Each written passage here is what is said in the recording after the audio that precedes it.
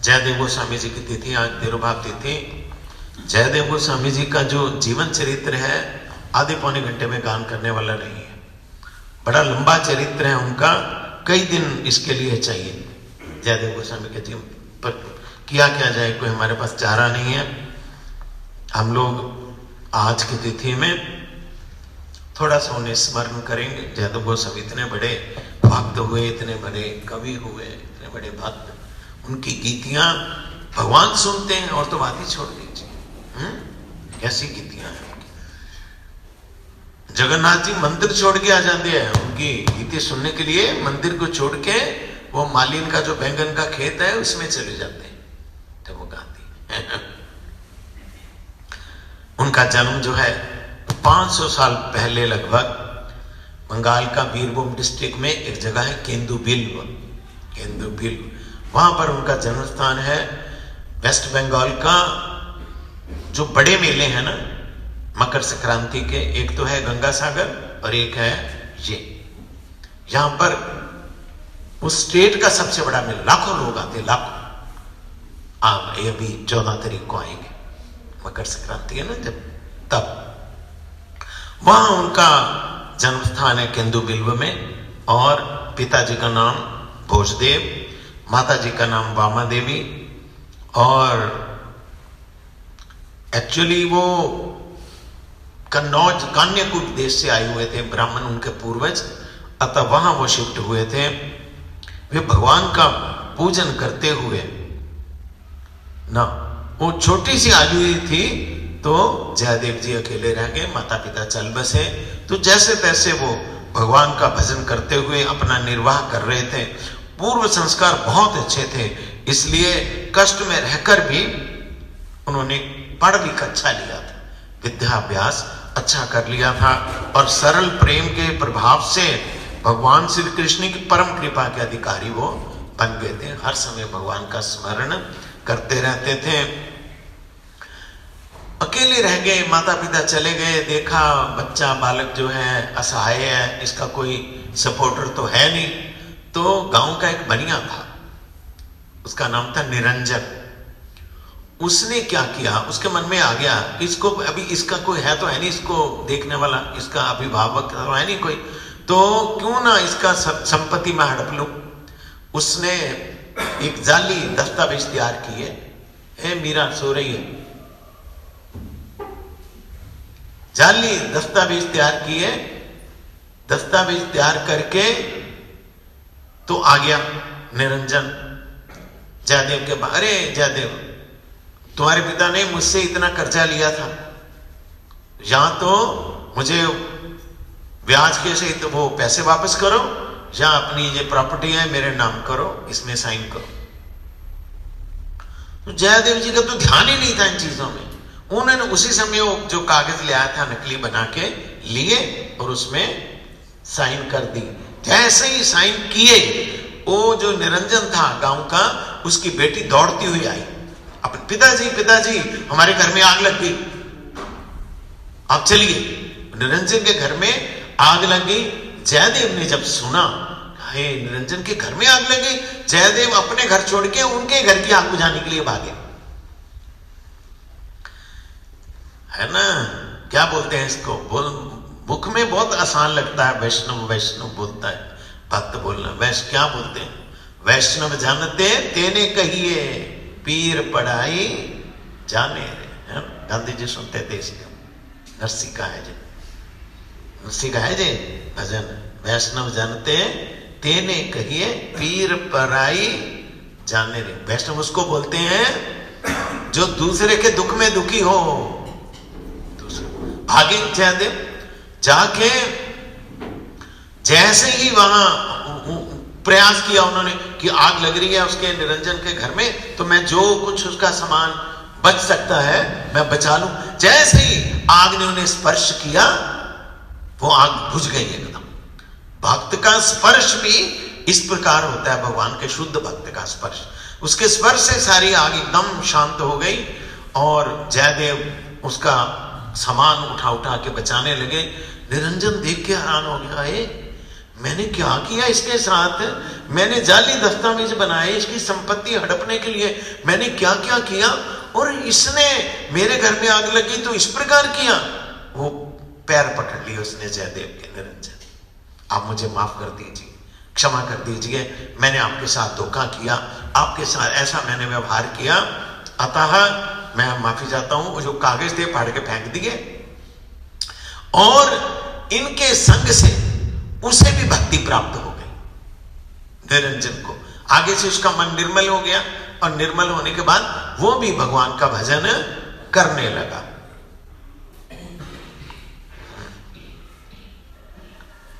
फिर क्या हुआ, भगवान की अपने ऊपर इतनी कृपा देखकर जयदेव का जो हृदय है वो भी द्रवित हो गया।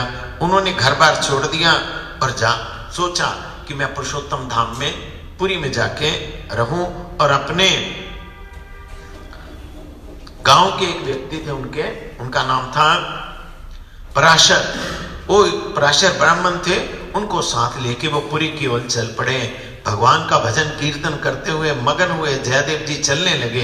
एक दिन मार्ग में जयदेव जी को बहुत दूर तक कहीं जल नहीं मिला, बहुत जोर की गर्मी पड़ रही थी, वे प्यास के मारे व्याकुल होकर जमीन पर गिर पड़े। तब भक्त वांछा कल्पतरु हरि ने स्वयं गोपाल बालक के वेश में आकर जयदेव को कपड़े से हवा की, पानी पिलाया, दूध पिलाया, तदनंतर मार्ग बतलाया, और मार्ग क्या बतलाया, सीधा पुरी पहुंचा दिया, पुरुषोत्तम धाम में ही उन्होंने पहुंचा दिया। तब जयदेव जी को बाद में लगा, रे मैंने भगवान को पहचाना ही नहीं, ऐसे छद्म वेश में आए, उन्होंने मैंने पहचान नहीं पाया। मैं जयदेव जी प्रेम में डूबे हुए सदा कृष्ण नाम का गान करते रहते थे। एक दिन भाव के आवेश में अकस्मात उन्होंने देखा मानो चारों ओर सुनील पर्वत की श्रेणी है, नीचे कलकल निनादनी कालिंदी बह रही है, यमुना तीर पर कदम्ब के नीचे खड़े हुए भगवान श्री कृष्ण मुरली हाथ में लिए मुस्कुरा रहे हैं। ये दृश्य देखते ही जयदेव जी के मुख से अकस्मात ये गीत निकल पड़ा, संस्कृत में है वो, इसका पैरा दिया है, मैं घेर मधुंबर में घेर मेर दुरंबरम वन भुवा श्यामास्त माल ध्रुमई। ये जब निकला, इसी से गीत गोविंद की शुरुआत हुई। जो गीत निकला उनके हृदय से, इसी से आगे चलते चलते गीत गोविंद की रचना हुई। पराशर जो उनके साथी थे सुनकर मुग्ध हो गए। बस वहीं से ललित मधुर गीत गोविंद आरंभ हुआ।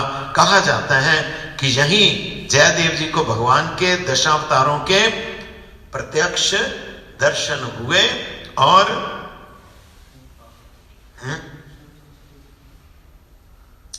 वो दर्शन हुए ना, जो जैसे जैसे दर्शन हुए ऐसा ऐसा लिख दिया उन्होंने, जैसे जैसे उनको दर्शन हुए, वो हालांकि वो क्रम से नहीं है, उसमें थोड़ा क्रम, कोई अवतार पहले का है कोई बाद में का है, परंतु जैसे जैसे भगवान ने उनको दर्शन दिए वैसे वैसे जयदेव जी ने लिख दिया उन दशावतारों के बारे में, है ना। क्या आज पता नहीं इसका पाठ हुआ कि नहीं हुआ, जो भी है, चलो एक श्लोक उसका बोल दें लास्ट, मतलब श्री जयदेवक वेरिद मुदित मोदारम शिनु सुखदम शुभदम भावसारम। श्री जयदेव बोलिए, देवक वेरिद मुदित मोदारम शिनु सुखदम शुभदम केशवद्रीत दशविध रूप जय जगदीश हरे, जय जगदीश हरे,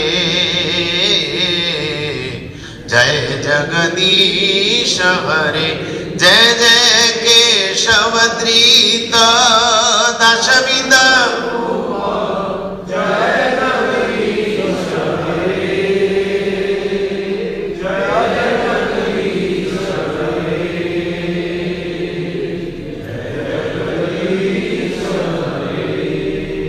तब उन्होंने जय जगदीश हरे, जय जगदीश हरे के टेर बना के इन 10 अवतारों का स्तव किया जयदेव गोस्वामी ने।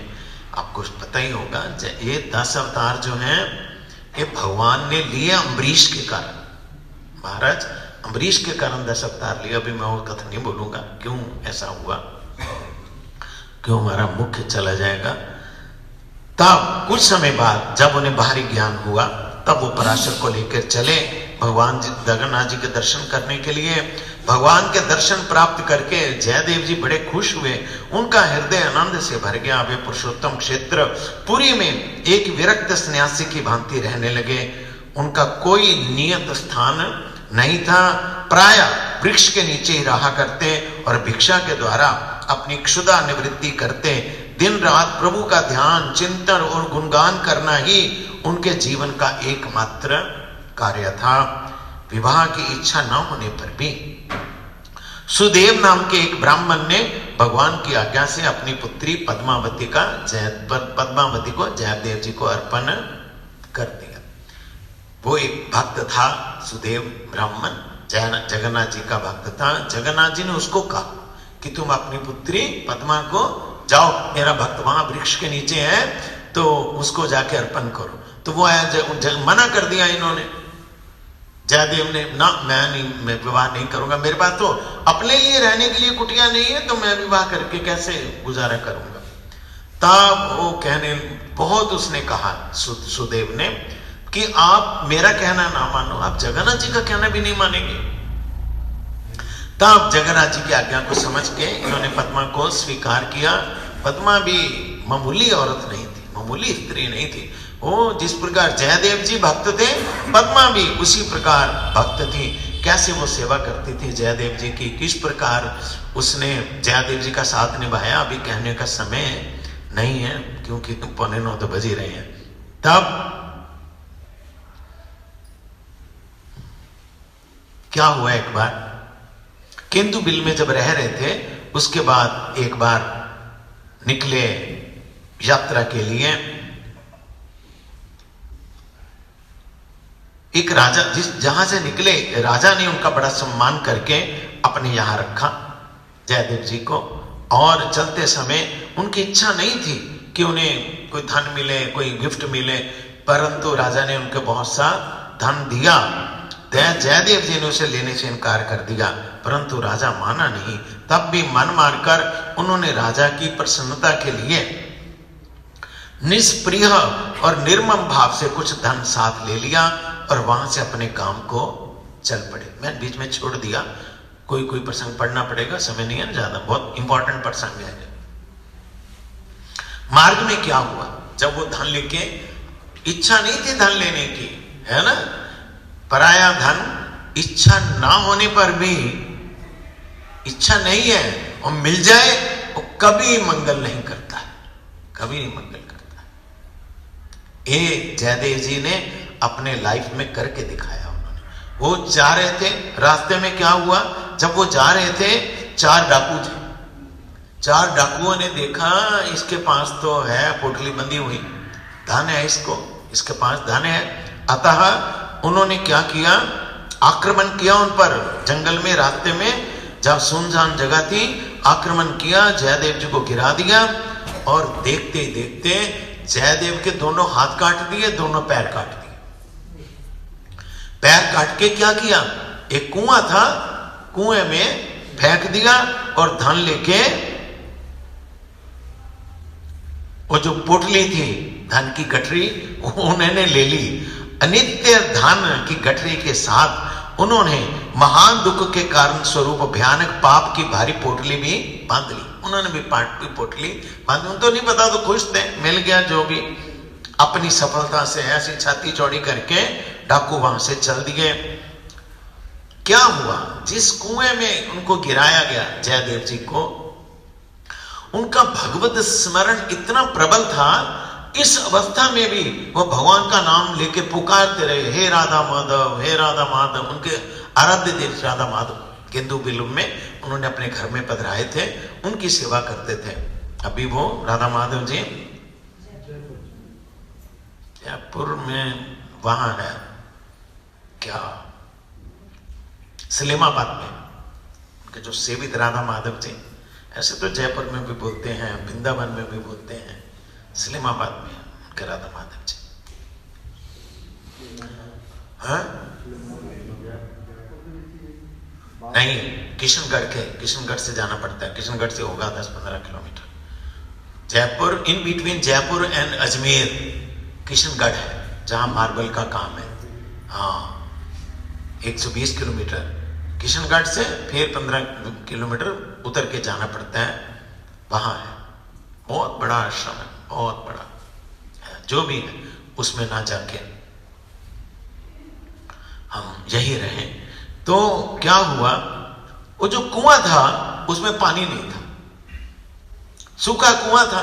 जैसे गिराया, वो कुएं में एक शिला थी, जयदेव गोस्वामी उस पर लगभग बैठ गए और बैठ के भगवान को पुकारने लगे। भगवान को ऐसे उनका हैबिट थी, हैबिचुअल थे वो भगवान का नाम पुकारने का। अतः उसी हैबिट के कारण वो हे राधा माधव, हे राधा माधव, राधा माधव, राधा माधव, राधा माधव, राधा माधव, इस प्रकार पुकारते रहे। उन्हें दुख का एहसास ही नहीं, भगवान का नाम पुकारते रहे। क्या हुआ, वहां से जहां वो कुएं में इस प्रकार पुकार रहे थे, गौड़ देश का मतलब अभी जो जिसको आप मायापुर बोलते हैं, नवद्वीप बोलते हैं, ये सारा गौड़िया, जिसको कृष्णनगर बोलते, सारा गौड़ देश था, अभी भी गौड़ देश ही है। तो वहां के राजा थे लक्ष्मण सेन, अभी भी है। वो जो हमारा मायापुर है, मायापुर से 6-7 किलोमीटर दूर है वामनपुकुर। वामनपुकुर में अभी भी महाराज लक्ष्मण सेन की राजधानी के वो अवशेष हैं, ट्विंस हैं। अभी तो देखे नहीं होंगे ना, कभी गए नहीं, ज्यादा बार गया। तुम तो बहुत बार गए हो, नहीं देखा लक्ष्मण सेन की राजधानी। तो जयदेव के सिरपाट नहीं देखा नवद्वीप नाम परिक्रमा में? कहाँ है? चंपाहट्टी। कैसे हो गया वहां चंपाहट्टी? राजधानी तो यहां थी, चंपाहट्टी कैसे चले गए? राजधानी यहां थी। राजानों ने बहुत कहा कि आप यहां मेरी राजधानी में रहिए, राजमहल में। जयदेव गोस्वामी ना, मैं तो नहीं, मैंने नहीं रहना आपके राजमहल में, मैं नहीं रहूंगा। फिर बहुत प्रार्थना करके राजा ने उन्हें कहा ठीक है, मैं थोड़ी दूर में आपकी कुटिया बना देता हूं, वहां बैठ के आप भजन करिए। तब राजा ने, लक्ष्मण सेन ने चंपाहट्टी, चंपा के वहां वन थे, चंपा के वहां बाग बगीचे थे, इसलिए वहां उन कुटिया बना दी, वहां बैठ के वो भजन करने लगे। इसलिए जयदेव जी का श्रीपाठ जो है चंपाहट्टी में। अच्छा, फिर क्या हुआ? लक्ष्मण सेन की सवारी वहां से निकल रही थी। कहां से? जहां कुएं के पास से। राजा, सेनापति, सेना भी थी साथ। उसके कानों में आवाज पड़ी, हे राधा माधव, हे राधा माधव, हे राधा। कहीं आवाज आ रही है, देखो तो। बोला सिपाहियों को, सिपाहियों ने देखा, अरे कुएं में झांक के एक व्यक्ति, उसके हाथ भी कटे हुए हैं, पैर भी कटे हुए हैं। इस अवस्था में भी वो हे राधा माधव, हे राधा माधव, जय राधा माधव बोल रहा है। निकाला, बाहर निकाल के राजा ने कहा आप चलिए, हमारे साथ चलिए। राजा उनको अपनी राजधानी में ले आए, समझ गए? राजधानी में ले आके राज वैद्य से उपचार कराया। उपचार कराने से वो उनके जो जख्म थे वो धीरे धीरे भरने लगे, ठीक हो गए, जो भी है। पर हाथ पैर तो नहीं आए, हाथ पैर तो थे नहीं, जख्म भर गए, घाव भर गए। तो वो वहां पर रहने लगे चंपाहट्टी में। कौन? जयदेव जी। इधर राजा ने उनको क्या किया, उनका गान सुन के, उनका कीर्तन सुन के, उनके जो रत्न थे उनके दरबार के, उनका रत्नों का मुखिया बना दिया कि आप सब काम आपसे पूछ के होगा जो काम। तो जयदेव गोस्वामी तो भक्त थे, इन्होंने राजा को कह के वहां पर सदाव्रत लगवा दिया। सदाव्रत समझते हैं? कोई आए उसके लिए हाजिर है, लंगर। सदाव्रत का मतलब लंगर। जाओ किसी गुरुद्वारे में, कोई दिन देखने की जरूरत नहीं है, समय देखने की जरूरत नहीं है। जब जाएंगे तभी आप बोलेंगे प्रसादा खाओ जी, छको जी प्रसादा, नहीं, हर समय। इस प्रकार उन्होंने राजा के लक्ष्मण सेन को कह के साधु सेवा की बहुत अच्छी व्यवस्था करा दी। सब टोलियों की टोलियों साधुओं की आने लगी। आके राजा ने बना दिया अतिथि निवास। अतिथि निवास में रहने लगी और खाना पीना भी मिलता, रहना भी मिलता, प्रणामी भी मिलती, सब मिलता। ये देख के क्या हुआ, कुछ लोग जो नकली साधु बनकर जाने लगे वहां लक्ष्मण सेन के पास कि मौज है, खाना पीना भी है, रहने की जगह भी है और प्रणामी भी है। डाकुओं के कान में भी खबर पड़ गई है भाई राजा के पास में तो खाना, उन्होंने पता था कि ये जयदेव जी करा रहे हैं सारा, उनको क्या पता था। वो भी उन्होंने क्या किया, चारों डाकुओं ने साधु का वेश लिया, साधु का वेश लेके वो भी वहां पर पहुंच गए। जयदेव जी ने दूर से देख लिया, ये तो वही हैं चारों। वो आए, बोले हम दूर से आए हैं तीर्थ यात्रा में। तो उनको जयदेव जी ने, आप सामने नहीं हुए जयदेव जी कि मैं मुझे पहचान लेंगे जे। जयदेव जी ने इशारा किया आगे जो मतलब नौकर चाकर जो भी थे उनको कहा, गुमास्तों को, कि इनके बहुत बढ़िया ठहरने का प्रबंध करो। बढ़िया ठहरने का प्रबंध किया और बढ़िया खाने पीने का प्रबंध किया।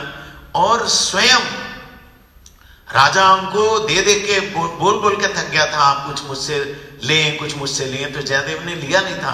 तो जयदेव ने सोचा, आज कितनी बार राजा ने मुझे कहा है ले लो ले लो ले लो, तो मैंने तो कभी लिया नहीं, आज मौका है, मैं राजा को बोल देता हूं।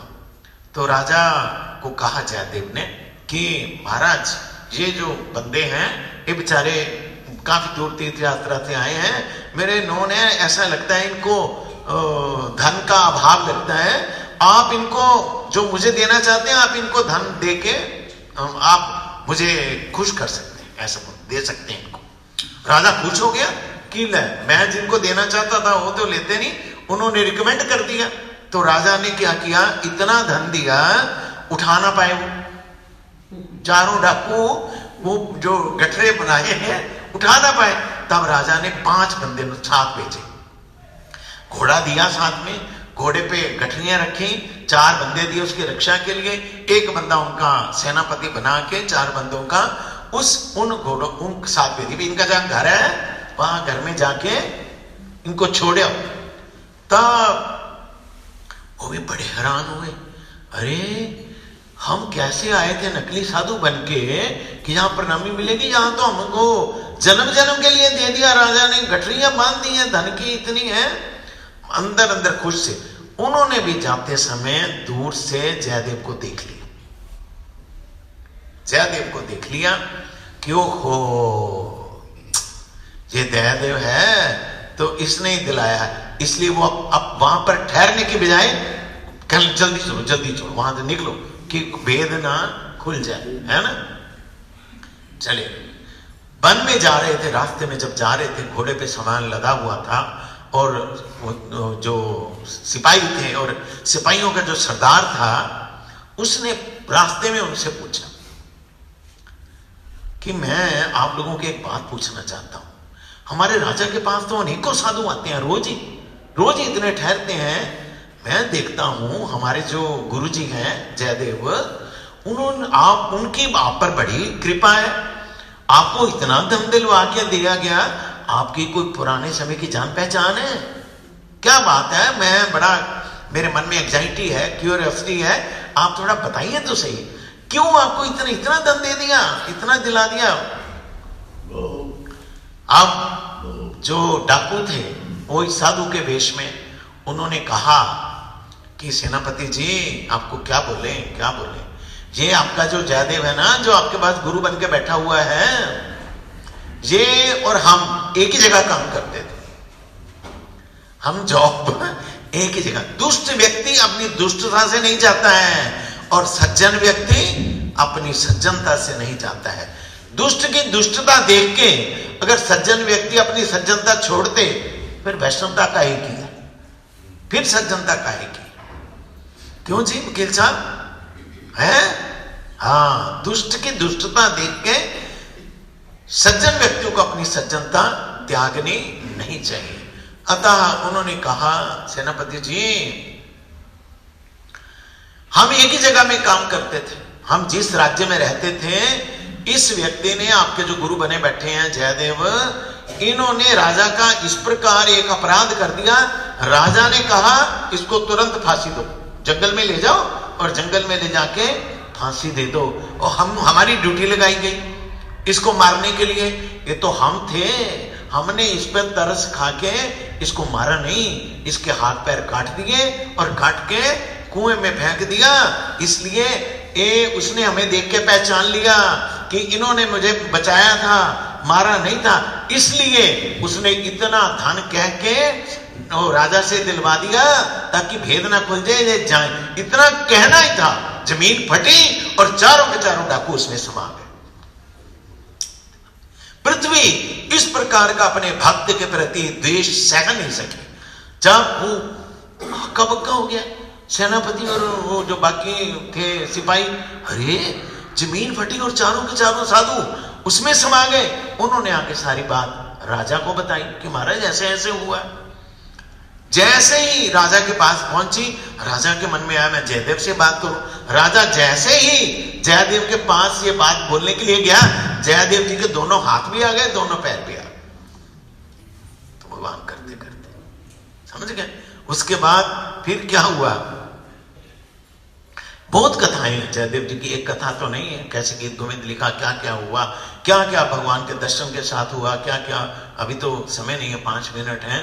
उनकी पत्नी जो थी पद्मावती, वो भी बड़ी सती सावित्री और पतिव्रता थी। ओह, ऐसी पतिव्रता थी, वो भी जाके राजमहल में जो महाराज लक्ष्मण सेन की रानी थी, सब रानियों को और जो होती हैं बड़ी बड़ी अफसर होते नहीं सेनापतियों की, उनकी सब पत्नियां बैठती और वो उनको उपदेश करती भगवान के भजन के लिए। और एक दिन उसने क्या किया, कथा में पतिव्रत धर्म की महिमा बोल दी। कहीं ना कहीं रानी के मन में ये बात लग गई, होता ईर्ष्या हो गई, ले बड़ी बनती है ये अपनी अपने पतिव्रत धर्म के बारे में बताने के लिए शब्द है ना, मन में आ गया। पद्मावती ने कह दिया कि पति की मृत्यु के साथ जिसको समाधि दे दी जाए, जो वो ले ले, क्या बोलते हैं उसको, समाधि नहीं है, सती, हाँ सती हो जाए जो, उसका पतिव्रत धर्म इतना ऊंचा नहीं है। पतिव्रत धर्म उसका ऊंचा है जो पति की मृत्यु सुनते ही प्राण त्याग दे। सुनते उसके मन में लग गया रानी के, अच्छा मैं इसको चुकाती हूं, मजा चुकाती हूं, देखती हूं क्या है, बोलती मन में होता है। इसको बोलते हैं ईर्ष्या, है ना, दूसरे का उत्कर्ष सह न पाना, दूसरे का यश सह न पाना, ये ईर्ष्या, ये डुबो देता है। ईर्ष्या भजन राज्य में इसके लिए कोई स्थान नहीं है, कोई स्थान नहीं है। राम जी बोलते हैं कई बार, भागवत का पहला श्लोक है, उसमें लिखा है ये ग्रंथ किसके लिए है, भागवत उसके लिए है जो लोग ईर्ष्या शून्य है। ईर्ष्या शून्य, ये बहुत बड़ी बीमारी है। तदपे न मंचत, ये जाती नहीं ईर्ष्या। ईर्ष्या चली जाएगी तो समझना होगा क्या भजन राज्य में हम ठीक से बढ़ रहे हैं, नहीं तो ईर्ष्या रहेगी तो समझने फाल्ट है, आगे हम बढ़ नहीं पाएंगे। तो रानी मौके की तलाश करने लगी। एक दिन जयदेव जी और राजा दोनों कहीं बाहर गए, दूर मतलब थोड़ा दूर कहीं गए, तो पीछे से क्या किया रानी ने, वो पद्मावती के पास आई, पद्मावती के पास आई, मुंह रुआंसा बना लिया, रोने का जैसा नाटक करने लगी। हाय हाय हाय हाय, मैं आया हूं, अभी समाचार आया, मेरे पति के साथ आपके पति गए थे जंगल में, रास्ते में जंगल में आपके पति को जयदेव ने, शेर ने खा लिया। जैसे ही सुना मृत्यु, पद्मावती के प्राण निकल गए। जैसे पद्मावती के प्राण निकल गए, रानी को तो हाथों पैरों की पड़ गई, हाय हाय मैंने क्या कर दिया, मैंने ये क्या हो गया, ये तो मर गई। और रुई लेके नाक के आगे की कि है कोई सांस नहीं है। पद्मावती ने शरीर छोड़ दिया। थोड़ी देर में राजा और जयदेव दोनों वापस आ गए। वापस आए बाहर से, पता लगा राजा को, राजा को बड़ा दुख हुआ, हाय हाय जयदेव की पत्नी चली गई, पद्मा चली गई। जयदेव जी को पता लगा ऐसे कैसे हो गया, ऐसे कैसे हो गया। उसको तब रानी ने बात बता दी, ये तो मेरी गलती है जी, ऐसे ऐसे मैंने किया, मेरा अपराध हो गया, पश्चाताप हो गया। जयदेव जी को जब पता चला, जयदेव जी ने रानी को कहा आपको चिंता करने की कोई जरूरत नहीं है। जिस पत्नी को मेरी मृत्यु की सूचना सुनकर प्राण चले गए, मेरे आने की खबर सुनकर वो जी भी पड़ेगी। तब जयदेव गए वहां पर। जयदेव ने भगवान का नाम किया, राधा माधव का, पत्नी को पुकारा। पत्नी धीरे धीरे धीरे धीरे प्राण आने लगे। प्राण आके वो उठ के खड़ी हो गई, वो भी भगवान का नाम करने लगी। तब रानी ने माफी मांगी कि मुझसे गलती हो गई, मैं ईर्ष्यावश जो है इस प्रकार मैं निम्न कृत्य में चली गई। इस प्रकार फिर पद्मावती ने आगे क्या किया, वो जो उस दिन कथा सुनाई थी आपको, स्मर करल खंडनम मम शीर्षि मंडनम देहि में पद पल्लव मुदारम, किस प्रकार वो कथा है सुनाई ना कुछ दिन पहले हमने याद की थी। अतः ज्यादा समय नहीं है, समय हो गया, आज्ञा नहीं देता है। मैंने पहले ही कहा है कि उनका चरित्र जो है कई दिनों में गान करने वाला है। इतनी घटनाएं उनके जीवन की अद्भुत अलौकिक, कैसे वो पुरी में रहे, कैसे वो गीत गोविंद लिखा, विश्व की यूनिवर्सिटी में पढ़ाया जाता है यह गीत गोविंद, किस रस का ग्रंथ है। किसी दिन भी not a single day Jagannath ji का शयन उतनी देर नहीं होता है जब तक गीत गोविंद उन्हें सुनाया ना जाए। उनके कपड़ों पर गीत गोविंद लिखा होता है। और तो छोड़ दो, जगन्नाथ जी जो वस्त्र पहनते हैं सिल्क के, उस पे वीव, वो गीत गोविंद वीव किया होता है। हाँ है, मेरे पास है, यहां तो नहीं, चंडीगढ़ में है। वो मुझे मिला था प्रसादी हमारे महाराज की कृपा से।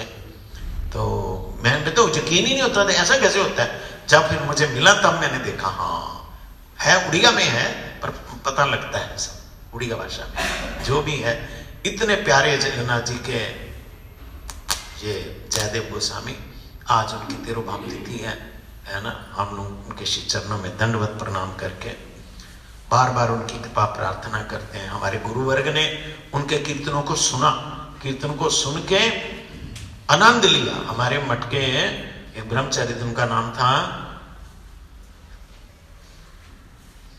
यज्ञेश्वर प्रभु, बाद में संन्यास में नाम हुआ गोविंद महाराज, कालियदा के में रहते थे। जैसे वो कभी आते हैं, प्रचार में आते हैं ना गुरुजी के साथ, गुरुजी उनको बोलते कीर्तन कीर्तन करिए, कीर्तन। इतना सुंदर कीर्तन करते थे ना वो। शीत कमला कुछ मंडल गे घृत कुंडल गे, जय जय देव हरे, जय जय देव हरे जय। हमारे तो राइट का नहीं है, इसलिए मैं तो, हम तो करते नहीं है, हमारे अधिकार से ऊपर का कीर्तन है। हमारे गुरुजी के बड़े गुरु भाई थे परम पूज्यपा भक्ति सर्वस्व गिरी महाराज।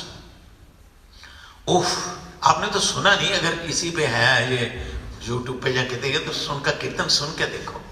ऐसा मधुर कंठ था, ऐसा मधुर कंठ था। मैंने ये देखा, वो बोल रहा हूं। सभा में सभा हो रही है, गुरुजी बैठे हैं और बड़े बड़े भारती महाराज, बड़े बड़े लोग, संत महाराज सारे बैठे हैं, पूरी गोस्वामी महाराज। स्टेज भरी होती थी, 20-20, 25-25 महात्मा लोग पर्चियां लिख के भेजते थे उनको सभा में कि महाराज ये कीर्तन करिए, दशावतार, ये कीर्तन करिए, प्रलय पयोधि जले दितवान शिवेदम, पर्चियां लिख के भेजते थे।